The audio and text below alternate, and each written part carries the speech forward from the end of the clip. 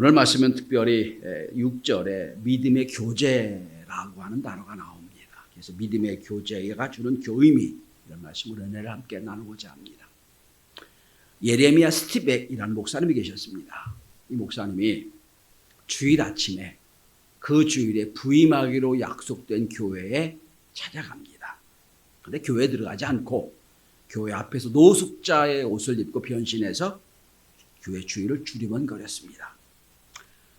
예배 시간이 가까워왔는데 성도들이 아무도 그를 아는 척을 하지 않습니다. 적극적으로 스티븐 목사가 제가 배가 고프니 먹을 것 좀 사주십시오 라고 요청까지 했습니다. 그런데 아무도 관심을 가지지 않았습니다. 예배 시간이 됐습니다. 이젠 교회에 들어가야 되겠는데 아무도 관심을 갖지 않습니다. 오히려 오늘 부임한 목사님이 언제 오실라나 그러고 영접위원 둘이 교회 앞에 나와서 두리번거리고 있는데 스티븐 목사는 몰라보는 거예요.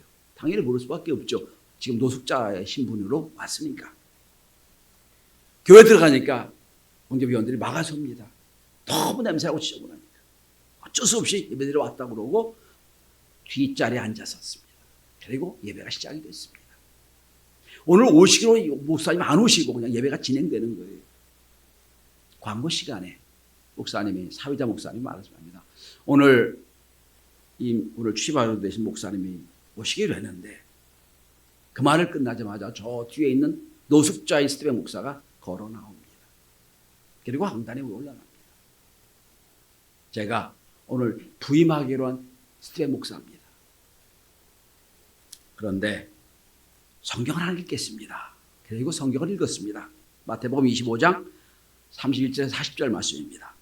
내가 줄일 때에 너희가 먹을 것을 주었고 목마를 때 마시게 하였고 나그네 되어서도 영접하였고 여기 있는 형제 중에 지극히 작은 자 하나에게 한 것이 곧 내게 한 것이니라. 말씀을 쭉 봉독을 합니다. 교회들이 분위기가 쫙 가라앉았습니다.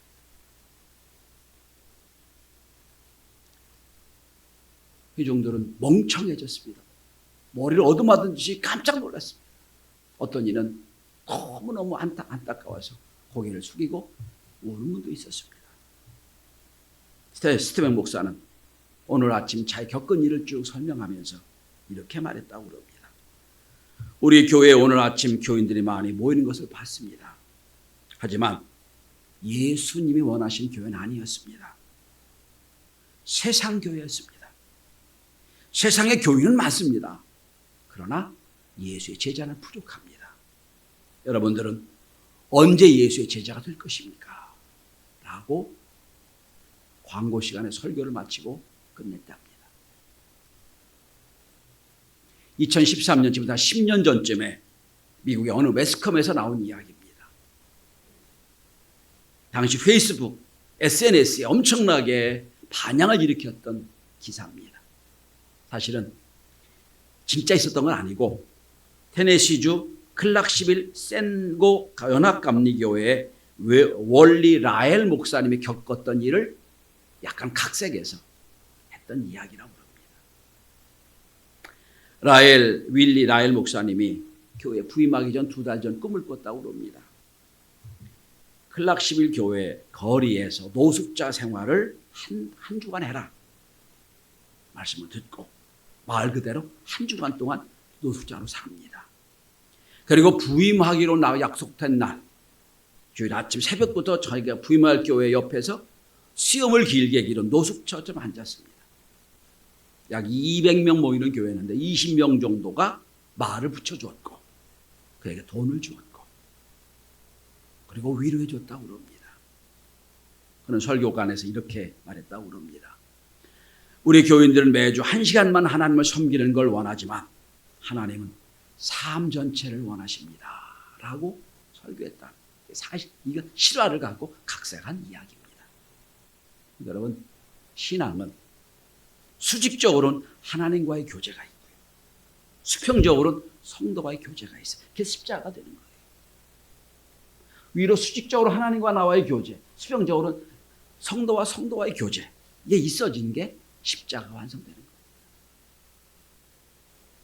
신앙의 가장 큰 기준이 뭡니까? 하나님을 사랑하고 이웃을 내 몸처럼 사랑하라. 이 두 가지. 하나님 사랑, 이웃 사랑. 이 두 가지 속에 신앙이 완성되는 겁니다.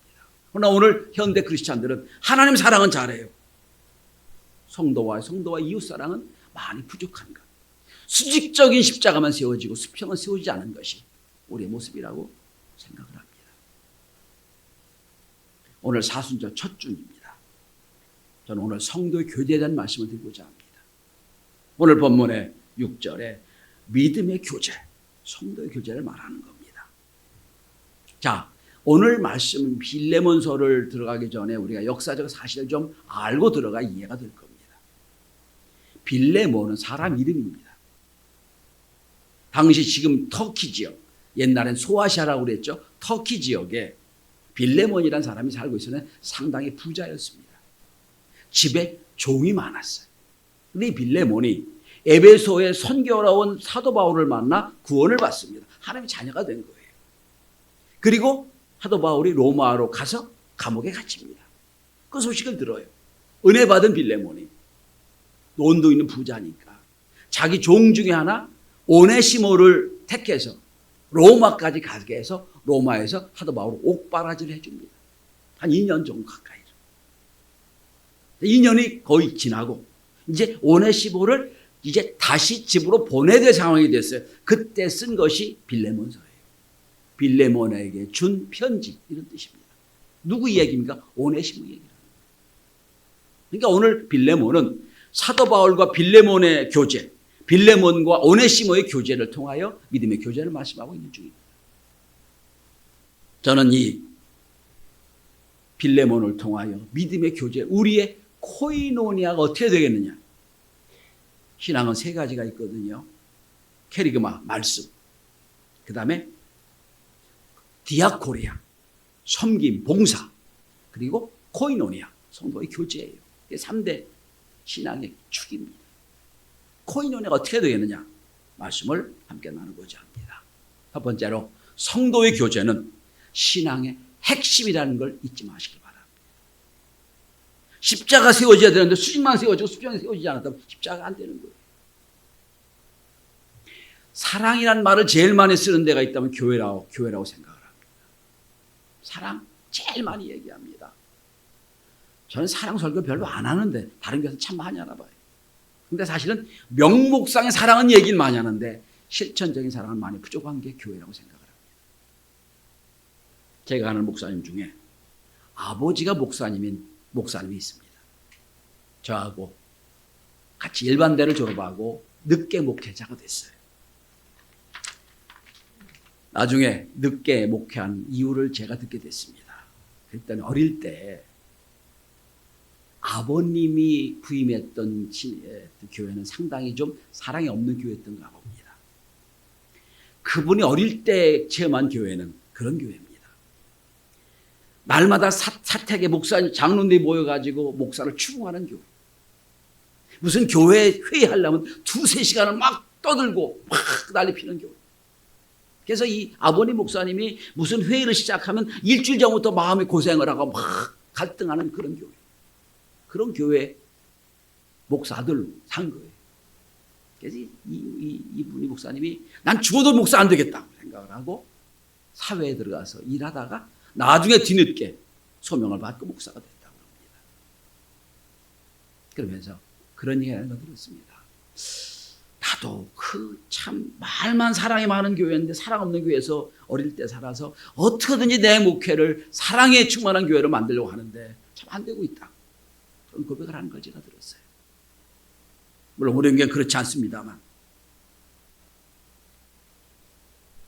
오늘 빌레몬서에서 빌레몬에게 축복하며 말합니다. 내 믿음의 교제가 이런 일이 왔다는 걸 고백하고 있어요. 믿음의 교제. 여러분 사도행전 3장에 보면 베드로와 요한이 미문 곁에 앉은 베개를 고친 사건이 나와요. 근데 여러분 그냥 베드로와 요한이 고쳤지 이거 생각하시면 안 돼요. 베드로와 요한이 여러분 우리가 될 수 없는 사람들이에요. 베드로는 수제자지요. 나서기 좋아하는 사람이죠. 사도 요한은 누굽니까? 예수님이 제일 사랑하는 제자예요. 늘 시기 질투가 있던 두 관계예요. 이들이 이 성령 받기 전에 서로 시기질투했습니다. 누가 먼저 누가 따졌습니다. 성령 받고 나서 이제 비로소 우리가 됩니다. 우리가 이렇게 나옵니다. 이게 성도의 교제예요. 우리가 네가 지금 우리한테 무엇을 받을 것 같으면 생각하지 말아라. 이렇게 말합니다. 세상에서 할 수 없는, 혼자 할 수 없는 게 두 가지라고 그럽니다. 하나는 결혼 생활은 혼자 하지 못하고 둘이 있어야 되겠죠. 두 번째는 신앙 생활은 혼자 하지 못합니다. 예수 믿어 구원받는 건 혼자 할 수 있어요. 근데 신앙 생활은 구원받고 나서의 풍요로운 신앙 생활은 반드시 둘 이상이 되어야 됩니다. 이게 성도의 교제를 얘기하는 거예요. 두 번째로 성도의 교제는 사람을 변화시킵니다. 사람을 변화시킵니다. 놀라운 얘기. 자, 오늘 빌레몬 집의 종 중에 하나였던 오네시모가 주인 명령을 듣고 빌레몬 주인의 명령을 듣고 사도 바울을 도우려고 로마에 가서 사도 옥바라지를 합니다.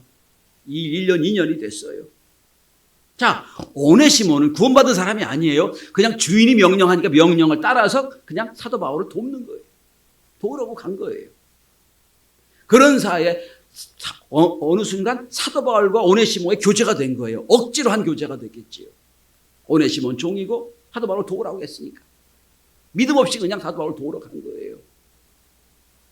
처음에는 그냥 주인이 명령하니까 섬기는 정도였겠지요.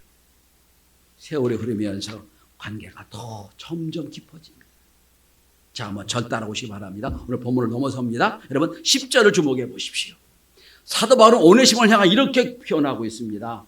갇힌 중에 낳은 아들 오네시모.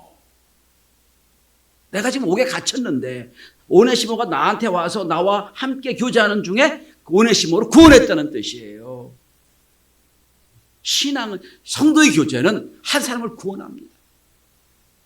갇힌 중에서 낳은 아들 오네시모가 구원받았다는 뜻이에요. 억지로 만난 관계예요. 종이니까 주인 명령을 따라 사도 바울을 도우려고 만났고, 그것도 믿음 없이 만났어요. 어느 순간부터 그가 구원에 이르는 역사를 얻게 된 겁니다. 뿐만 아닙니다. 여러분, 더 깊이 들어가 보십시다. 구원받고 끝난 게 아니에요. 여러분 16절을 주목해 보세요. 이후로는 종과 같이 대하지 아니하고 종 이상으로 사랑받는 형제로 둘 자라 봅니다. 종이 아니라 뭐가 돼요? 사랑받는 형제가 됩니다. 종의 관계가 아니에요. 이제 사회적으로는 종이겠지요. 그죠? 이제는 사도 바울은 종으로 만나지 않아요. 사랑받는 형제로 만납니다. 이렇게 바뀌어요.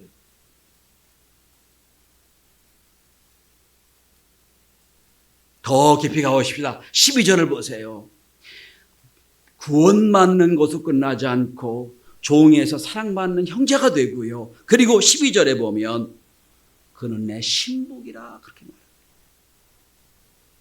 여러분, 사도 바울의 신복이라고 한 유일한 사람이 오네시모예요. 내 신복이다. 이 사람 없으면 안 된다 그런 뜻이에요. 자, 억지로 교제가 시작이 됐어요. 근데 신앙의 교제는, 믿음의 교제는 한 사람을 변화시킵니다.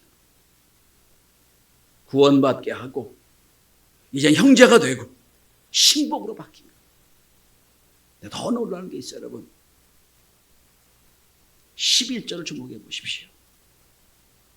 여보로 11절 우리 함께 같이 읽어볼까요? 11절. 자, 시작. 그가 전에는 내게 무익하였으나 이제는 나와 내게 유익함으로. 이 구절을 주목해 보셔야 돼요. 여러분, 세상은 유능한 사람, 무능한 사람으로 나눕니다. 능력이 있냐 없냐로 나눕니다. 유능이냐 무능으로 나누죠. 교회는, 성경은 절대 유능과 무능으로 나눈 적이 한 번도 없어요. 무익하냐 유익하냐로 나눕니다. 오늘 본문에 그동안엔 그저 주인이 시킨 대로 했던 오네시모를 보고 그동안에 무익했다는 거예요. 나에겐 유익할 수 있겠죠. 도움받으니까. 그러나 하나님 보시기엔 무익한 사람이었어요. 별 볼 일 없는 사람이었단 말이에요. 이제는 어떻게 합니까? 유익한 사람으로 바뀌었다는 거예요. 유익하다. 무슨 뜻일까요, 여러분? 성도의 깊은 교제가 있으면 내가 누군가를 알게 돼요. 어떤 존재인가를 알게 됩니다. 구원받은 백성을 알게 됩니다. 이젠 세상에 유능하고 똑똑한 정도가 아니라 하나님 나라에 어떻게 하면 귀하게 쓰일까? 유익한 존재가 되려고 애를 쓰게 되는 거예요. 그래서 무익한 사람이 유익하게 되는 거예요. 그러니까 한 사람의 깊은 교제를 하면 그 사람의 가치관이 바뀌어야 돼요. 배웠든 안 배웠든 가졌든 못 가졌든 어쨌든 가난했든 부자 그 관계가 없어요. 나는 소중한 존재고 주님 앞에 귀한 존재구나. 유익한 존재로 바뀌는 거예요. 무익한 사람이 유익하게 바뀌었다. 어떻게 됐으면? 사도 바울 교제를 통해. 전 우리 성도들이 여러분과 교제하는 여러분 어떤 성도라도 여러분과 만나서 사도 바울이 오네시모를 변화시켜 바뀌었듯이 믿음의 교제를 통하여 놀라운 역사를 이룰 수 있게 되길 바랍니다. 여러분 조금 더 깊이 들어가 보겠습니다. 자, 여러분 빌레몬과 오네시모의 교제도 있었지요. 그죠? 빌레몬이 주인이고 오네시모 종이었단 말이에요. 수십 년 동안 함께 있었을 거예요. 종이니까. 근데 이때는 안 변했어요, 여러분. 오네시모와 빌레몬의 관계, 주인과 종의 관계로 몇십 년을 지나도 안 변했습니다. 그런데 2년 가까이를 바울과 오네시모의 교제를 통해서 인생이 바뀌었다는 거예요. 이게 성도의 교제예요.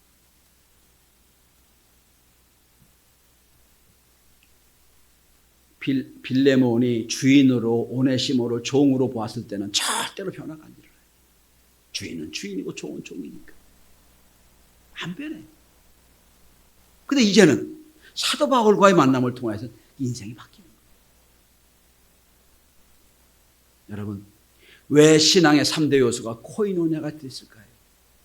너와 교제하는 그 사람을, 너와 함께하는 만남을 그 사람을 이렇게 바꿔놓고 변화시키라는 뜻입니다.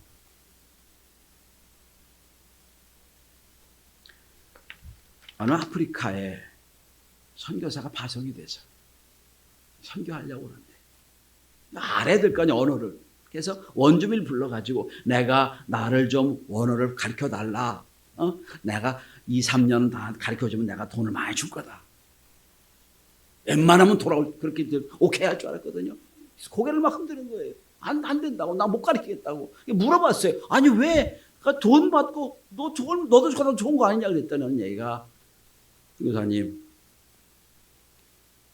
우리 선배들을 보니까 선교사님 언어 가르쳐 준다고 몇 년 다니다 보니까 다 예수쟁이가 됩니다. 다 예수쟁이 됩니다. 나 그게 싫어요. 절대로 못 고쳐줍니다. 했다는 거예요, 여러분. 이게 코이노냐. 내가 누구랑 함께 몇 년을 살아요. 그죠? 내가 생명이 있다면 이 생명이 그 사람이 연결돼야 되는 거예요. 몇 년을 만났는데도 빌레몬과 오네시모처럼 변화갖고 종은 종이고 주인은 주인으로 끝난다면 다르게 생각해야 됩니다. 나에게 하나님의 생명이 있는가 돌아봐야 됩니다.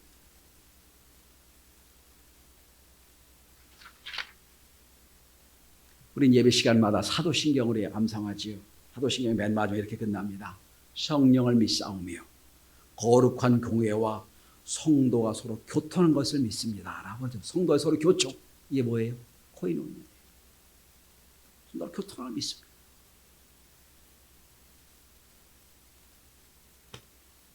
세 번째입니다. 성도의 신앙의 교제는 천국 생활을 이 땅에서 맛보는 것입니다. 천국을 이 땅에서 맛보는 게 두 가지가 있어요. 첫째는 신앙생활이고 둘째는 결혼생활이에요. 거기서 천국의 기쁨을 맛보는 거예요. 여러분, 이 땅에서 교제는 참 많아요. 출신 고향에 따라 교제가 있고요. 출신 학교에 따라 교제가 있고요. 직업에 따라 교제가 있고요. 다 취미에 따라 교제가 다 많은 교제가 있어요. 만남이 있습니다. 근데 가만히 생각해 보십시오. 고향에 따라, 학교에 따라, 뭐 직업에 따라 만나는 다 모든 교제를 가만히 보고 다 이익 중심의 교제예요. 내가 이익을 받고자 하는 교제예요. 직장에서 20년을 만났어요. 함께 교제를 합니다. 내가 거래처로 20년을 만나 교제를 합니다. 직장 그만두면요, 금방 없어져요. 이익이 없으니까 없어져요. 왜? 어떻게 하면 내가 유익을 얻을까 생각하는 게 세상의 교제입니다. 근데 신화의 교제는 아니에요. 신화의 교제는 어떻게 하면 내가 저 사람을 도울까 하는 것으로 교제하는 겁니다. 목적이 달라요. 내가 도움받을까, 이익을 얻을까 하는 목적과 어떻게 하면 내가 도움을 줄까 하는 목적은 전혀 다른 겁니다. 이게 코이노니아의 시작이에요. 성도의 교제는 유기체적으로 이루어집니다. 하나님을 머리로, 우린 다 지체예요. 다 몸이요, 다 손이요, 발이에요. 저는 작년 겨울에 이 오른쪽에 수술을 하고 지금도 약간 옷 혼자 입을 때는 아파요. 근데 이 오른손이 얼마나 중요한지. 여러분, 일어나서 양말을 내서 신는 게 얼마나 귀한 일인 줄. 옷을 입을 때 문제없이 입는 것이 얼마나 귀한 일인 줄 알았어요. 소중하구나. 마찬가지로 여러분 성도 하나하나가 소중한 거예요. 왜?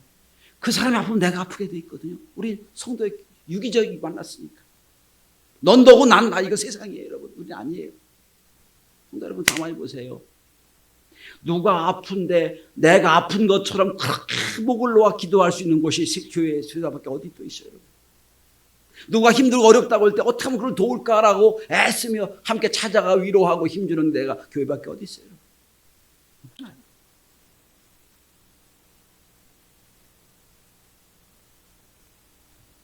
로마서 14장 15절에 사도 바울이 이런 말을 합니다. 그리스도께서 대신 죽으신 내 형제를, 이런 표현이라고 해요. 그러니까 여러분, 옆에 있는 분도 예수님이 그를 위해 죽으신 귀한 성도임을, 귀한 가정임을 확인해 주셔야 됩니다. 사도 바울은 이렇게 말합니다. 음식으로 말미암아 내 형제가 근심하게 되면 이는 내가 사랑을 행하지 아니함이라. 그리스도께서 대신하여 죽으신 형제를 내 음식으로 망하게 하지 말라. 옆에 있는 분도 나처럼 나를 그 사람 구원하기 위하여 십자가에 죽으신 귀한 분이라고 인정하셔야 돼요. 나태주 시한 분이 있습니다. 이 시인이 쓴 선물 두 번째란 시구절에 이런 구절이 저에게 은혜가 됐습니다. 무엇보다도 먼저 이 지구가 나에게 큰 선물이었고 지구에서 만난 당신이 우선적으로 가장 좋은 선물입니다. 지구에서 만난 당신, 우선적으로 당신이 제일 좋은 선물입니다. 옆에 하나님이 성도를 선물로 주셨어요. 그죠? 그가 교회 안 나오면 왜 안 나왔을까? 그가 얼굴이 표정이 안 좋으면 왜 안 좋을까? 무슨 문제가 있고 어려움이 있을까? 내가 도울 일이 뭐 있을까? 물질로 도울 일이 있다면 돕고 위로하도 위로해주고 아무것도 내가 할 수 없다면 내가 그 일로 춤추기도 해야지. 이게 성도의 교제예요.